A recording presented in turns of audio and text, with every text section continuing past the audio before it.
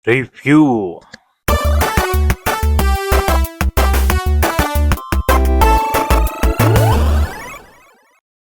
Yo, balik lagi bersama gua di channel Absurdia. Hidup absurd, film absurd, review pun absurd. Oke, jadi pada kesempatan kali ini gua bakal nge-review film Indonesia yang berjudul ini guys, berjudul Esok Tanpa Ibu. Awal mula gue menonton film ini bukan karena ceritanya, bukan karena gue tunggu-tungguin, bukan karena sinopsisnya ya, tapi karena ada Dian Sastro, bos. Jadi salah satu karakter utama bisa dibilang ya, bukan karakter utama ya. Karakter pendukung utama itu memerankan sebagai ibu dan dia menjadi AI anjir. Yang menariknya di sini film ini bergenre drama keluarga dan ada ngebahas tentang artificial intelligence atau AI. Wah, ini sangat relevan gitu dengan zaman sekarang. Relate banget gitu. Jadi film ini berangkat dari seorang bocah bernama Cimot dan dua orang tuanya yang diperani oleh Dian Sastro dan Mas Ringo ya. Di awal-awal si Cimot ini kurang punya hubungan yang baik gitu dengan orang tuanya. Sampai di mana ia itu mendapatkan berita buruk bahwa ibunya itu meninggal. Itu membuat dia sangat tertampar gitu dengan realita hidup di zaman yang penuh dengan AI ini yang sudah modern. Cimot di sini, Cimot ya, namanya bukan Cimot sebenarnya. Nama aslinya tuh Rama. Nama Cimotnya itu nama sebutan dari orang tuanya. Jadi kita sebut Rama, tapi kurang enak ya. Kita panggil Cimot aja, bos. Diperani oleh Ali Fikri. Setelah ibunya meninggal, dia sangat tertampar dan sangat menyesal gitu. Apa yang telah ia perbuat selama hidupnya karena kurang punya hubungan yang baik gitu dengan ibunya. Walaupun dia sebenarnya deket gitu dengan ibunya, tapi kayak tertampar aja gitu. Belum siap gitu kehilangan sosok ibu di umur 16 tahun. Sampai pada akhirnya dia itu meminta kepada temannya untuk mengumpulkan memori-memori ibunya lewat audio, lewat video-video yang masih ada di handphonenya. Tapi temannya mempunyai saran yang agak barbar gitu ya. Temannya menawarkan bisa menghidupkan ibunya kembali dalam bentuk wujud AI, bos. Jadi Dian Sastro di sini memerankan dua kepribadian, menjadi ibunya yang sudah mati dan menjadi AI yang bernama Aibu. Cimot mendengarkan hal itu, dia pun tertarik dan sangat excited. Ayo gitu, kita buat ibu menjadi wujud AI karena dia belum terima gitu kehilangan ibunya di umur segitu. Yang dimana di sini awalnya tuh dari jam tangan, tapi ada satu ruangan di kamarnya si Cimot itu bisa menunjukkan wujud dari AI ibu ini. Yang gue suka dari film ini ngebahas tentang keluarga tapi relevan dengan zaman sekarang dengan teknologi modern yaitu AI, bos. Dimana di sini ada kritik terhadap AI bahwa ketergunaan AI yang terlalu berlebih juga tidak baik gitu untuk manusia, apalagi untuk umuran anak seperti si Cimot. Nanti jatuhnya bisa ketergantungan dan tidak bisa menjadi manusia yang seharusnya ya. Ceritanya sangat dekat dengan kita masa kini, apalagi anak-anak yang digambarin seperti ini gitu ya. Rata-rata di dunia sekarang Genji itu anak-anaknya susah gitu berkomunikasi dengan orang tuanya rata-rata ya, bukan semuanya. Dan yang ngebuat gue suka lagi di sini aktor-aktor dan aktrisnya ini dewa-dewa semua, bos, aktingnya ya. Mulai dari Dian Sastro, Mas Ringo, terus ya Ali Fikri ya. Itu top banget gitu memerankan karakter-karakter mereka masing-masing. Chemistry-nya juga kuat sebagai ibu, anak, dan bapak. Lalu ada karakter-karakter pendukung juga yang kuat di sini, mulai dari teman-temannya si Cimot ya kan. Ada juga sosok dari ya cuma teman-temannya doang sih ya. Tapi teman-temannya juga the best gitu aktingnya. Gokilnya di sini film ini nggak menyalahkan siapa yang salah, tapi ngasih interpretasi dan pendapat masing-masing ke penonton yang nonton film ini ya. Tambah lagi visualnya yang adem gitu ya, apa ya bisa dibilang tuh tenang gitu, sejuk gitu ya. karena ini juga bertema keluarga, jadi visualnya sangat mendukung gitu. Bagaimana color gradingnya gitu, tenang banget gitu dilihat. Musik-musiknya juga enak gitu ya. Mulai dari musiknya Kunto Aji, terus ada Nadine Amizah yang pas-pas banget gitu dibawain ketika scene itu muncul. Tapi di sini gue masih menemukan segudang masalah dari film ini soal bagaimana film ini menunjukkan rasa. Menurut gue rasa di film ini serba nanggung kalau bisa dibilang ya. Pendalaman karakternya atau keterikatan ibu dan anaknya ini kurang kuat gitu di awal. Ruang bercerita antara ibu dan anak itu Dian Sastro dan si Ali Fikri ini menurut gue kurang di develop lebih lama gitu. Mereka kurang dapat ruang yang pas. Sehingga ada rasa-rasa yang dimana harus sedih tapi malah jadi flat dan ya udah gitu, kita nggak ngerasain apa yang dirasain si Cimot sebenarnya. Hubungan ibu dan anak di awal itu kurang dibangun menurut gua, terlalu kecepatan gitu. Maksudnya cuma ya udah sekedar ada aja gitu, nggak dikuatin supaya bisa kerasa lebih kena gitu ke penonton ketika ada momen sedih tertentu. Dan karakter Cimot di sini digambarkan seperti diceritakan saja, bukan yang mau dirasakan gitu oleh penonton. Ya udah begini begini begini begini, cuma kita tuh nggak bisa relate gitu rasanya terhadap si karakter Cimot atau Rama ini. Ada beberapa scene yang emang bisa menjadi latar belakang kesedihan dari si Cimot, cuman itu nggak dikasih penguatan dari latar belakang tersebut, sehingga rasa kesedihan atau rasa momen sedihnya si Cimot itu nggak nempel gitu ke hati penonton ya, terutama gua. Kita cuma ngerti si Cimot sedih, cuma kita nggak paham rasa dia sedih itu gimana.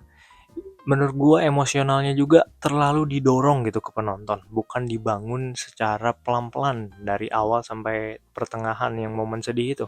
Terlalu didorong lewat bayangan-bayangan memori, terus lewat musik yang menurut gua ada beberapa musik yang kayaknya agak too much gitu ditampilin untuk menunjukkan kesedihan tersebut. Lalu juga konflik ayah dan anak di sini ya. Emang terasanya pusatnya ini ibu dan anak kan. Judulnya juga Esok Tanpa Ibu. Tapi di sini ada momen di mana ayah dan anaknya ini emang kurang punya hubungan yang baik. Hubungan mereka tuh renggang. Ada di satu momen itu menurut gua scene-nya itu terasa fungsional doang, cuma diadain supaya ada konteks gitu buat anaknya mengerti tentang kehilangan ibu. Tapi momen ayah dan anak itu kerasa terlewatkan saja gitu. Ya tahu sih emang pusatnya terhadap ibu, tapi kalau emang bisa distabilkan secara baik, kenapa tidak gitu kan? Lalu di momen ending menurut gua agak parah sih, dimana perubahan karakter si Cimot ini terlalu cepat. Gimana ya? Maksudnya kasarnya ini, oh udah dia berubah gitu, dia sadar ternyata nggak boleh pakai AI si Aibu ini. Itu terasa cepet aja gitu. Empati kita sebagai penonton ya gua ya, maksudnya empati gua sebagai penonton terhadap karakter si Cimot yang berubah transformasinya begitu cepat tanpa ada konteks yang kuat itu menurut gua agak fatal ya. Ditambah lagi di ending ketika ayah dan si Cimot ini emang udah di satu momen klimaks ibaratnya itu emang udah kuat gitu secara emosional. Wah, gitu kan meaningful banget, indah gitu kan. Tapi tiba-tiba ditambah ada memori-memori yang kayak gonta-ganti. Padahal kalau nggak pakai scene-scene memori itu bisa keterikatan emosional terhadap anak dan ayahnya. Sehingga transformasi karakternya juga bisa lebih dipahami. Walaupun ada setelah itu gitu scene ayah dan anaknya yang ngobrol juga, cuma kurang gitu bos. Cuma yang ada doang gitu, gak dikuatkan lagi. Tapi yang paling parah menurut gue tadi sih, antara keterikatan ibu dan anak di awal yang kurang dibangun sehingga rasa kesedihan si anak pun kita gak bisa dapat. Terutama gue ya, gue pribadi gitu gak bisa dapat kesedihan si Cimot. Gue ngerti, gue tahu dia sedih karena ibunya meninggal gitu, tapi nggak bisa rasanya itu nggak bisa relate sehingga narasinya ini lebih fokus ke tragedi dan peristiwa kejadian aja daripada makna. Kita ngerti karakter ini gimana tapi kita tuh nggak paham rasa bagaimana dia tuh kehilangan gitu, arti kehilangan menurut dia bagaimana. Terus kritik AI ya emang ada sih, cuma bisa dikuatkan secara kuat lagi sebenarnya ya. Nah ya, fokus narasinya ke gimana ya, serba nanggung gitu. AI juga ada, ibu juga ada, terus konflik ayah dan anak yang terasa kelewat begitu saja.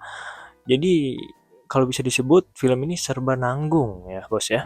Tapi ada beberapa poin plus juga seperti gue sebutkan di awal tadi, kritik terhadap AI yang dimana nggak ada yang salah, nggak ada yang benar. Di sini lebih ke abu-abu secara reminder aja gitu buat penonton masa kini. Jadi lebih relate gitu kan, cerita-cerita kayak ini relate gitu pada zaman sekarang ya.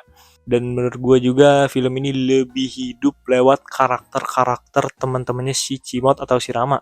Mulai dari si Jila, terus terutama si Robert gitu.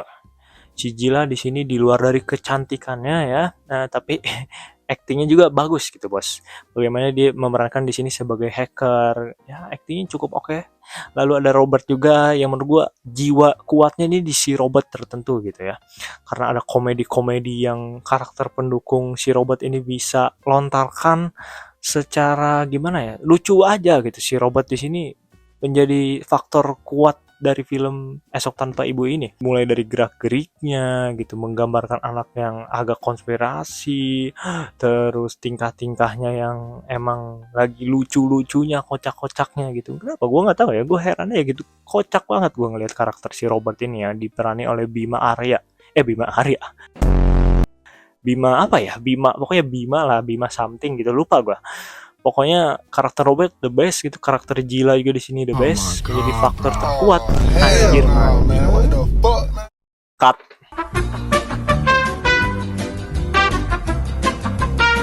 Menjadi faktor terkuat untuk ceritanya gitu ya, mendukung lah gitu, jiwa dan soulnya itu lebih hidup gara-gara ada dua karakter tersebut. Lalu juga kelebihan lainnya mungkin udah sih itu doang ya. Paling dari cara chemistry karakter-karakternya, acting-actingnya nggak ada yang masalah sih, actingnya oke semua sih, kecuali gurunya ya, guru si Cimot ini agak mengganggu pertanyaannya ya, karena di situ dia menanyakan, Cimot kamu kenapa ya? Udah tahu dia ibunya sudah meninggal. Pakai nanya ini guru ya, mungkin dia guru baru ya, tapi ya agak ganggu jujur. Ya, well, sebenarnya ini film udah bagus, cuma masalah lain mungkin dari judul ya.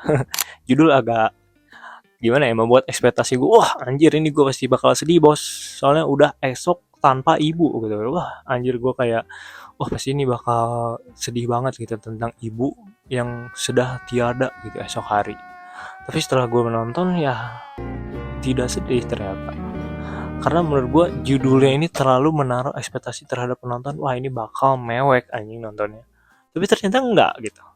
Ya emang gue ngerti sih dari segi target pasar ini ya cukup menjual gitu judul Esok Tanpa Ibu ini. Ya untuk mendapatkan penonton yang lebih banyak, engagement yang lebih oke, lebih dapet gitu. Mungkin bisa dibuat lebih misterius sedikit, contoh kayak film Reza Rahardian kemarin tuh Pangku ya. Kayak anjir, apa nih Pangku? Judulnya udah Pangku doang kan.